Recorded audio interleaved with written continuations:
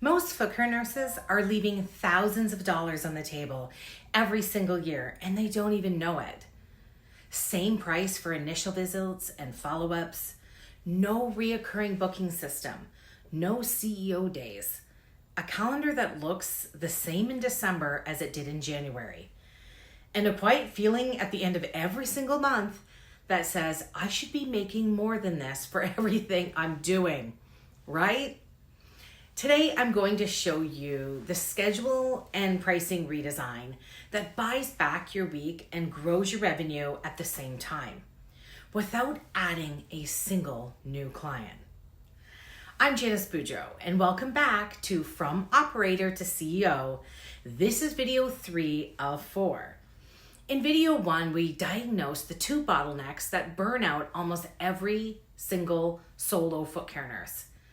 In video 2, we hired your first contract foot care nurse, which just freed up 3 days of your week. Today, those 3 days become my favorite CEO days. And we're going to walk through exactly what to do with them, plus how to redesign your pricing so your revenue grows without you working more hours. This is where the lifestyle business actually starts to take shape. Let me bring you back to the nurse I've been telling you about, the one making $120,000 a year, completely starting to burn out. And when I looked at her calendar, here's what I saw. Monday through Friday, 9 to 5, 6 to 10 clients per day. 3 of those days were in-home visits, my least favorite, across multiple towns, even worse, which meant she was driving, hours of driving every week. She was charging the exact same price for an initial visit and a follow-up. So hers in her area, $60 in the clinic, $70 in-home, whether it was a brand new client with a full assessment, a big health intake, 20 minutes extra probably of new education for that client, or a client she'd been seeing for 3 years who came in, sat down, and was done in 30 minutes at the same price. And she had no reoccurring booking system. Clients rebooked when they thought to. Some didn't. Some drifted away to another foot care nurse because she didn't follow up. When I looked at her business, I didn't really see a pricing problem. I saw a structure problem. And I saw 4 moves that, if taken together, would completely change her financial picture. So let's walk through them together because I have a big feeling they could help you too. The first move is the calendar redesign. In the new structure, you have 2 clinic days and 3 CEO days, or in the beginning 2 and 3 clinic days. So say Tuesday and Thursday and Friday are anchor clinic days. Client care from 9 to 3, cleaning and follow-up calls from 3 to 4. Done. Then let's just say the first days of the week, or a Monday and Wednesday, are your CEO days. You don't see client, you don't drive, you're going to work on the business. And I know what you're thinking, Janice. I cannot afford to drop from 5 clients days down to 3. I'll lose income. You won't, because 2 things are happening at the same time.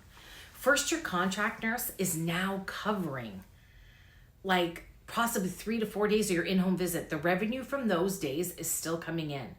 You're just not the one delivering it. Second, the next 3 moves are going to make each of your remaining clinic days worth more than the old days ever were. The second move is the reoccurring 5-week appointment system. This is the single biggest chance I make in every practice I touch. We've been doing it for over a decade. Seeing problems sooner? Yeah. Here's how most foot care nurses book. A client comes in, you do beautiful work, and at the end you say, give us a call when you're ready to come back. And then you cross your fingers, or you let them, or they're booking 6, 7, 8 weeks out. Stop doing that. Before that client leaves the chair, you rebook them 5 weeks out, same time, same day, on a recurring basis. The way a dental hygienist or massage people do. You're not asking if they want to come back, you're confirming when. So why 5 weeks? Because for your ideal client, the 65 plus diabetic with circulation and mobility issues, 5 to 6 weeks is the clinical sweet spot. Nails and calluses are exactly where they need attention. And you're protecting that foot before anything goes wrong. Preventative. It's better care and it's a predictable calendar.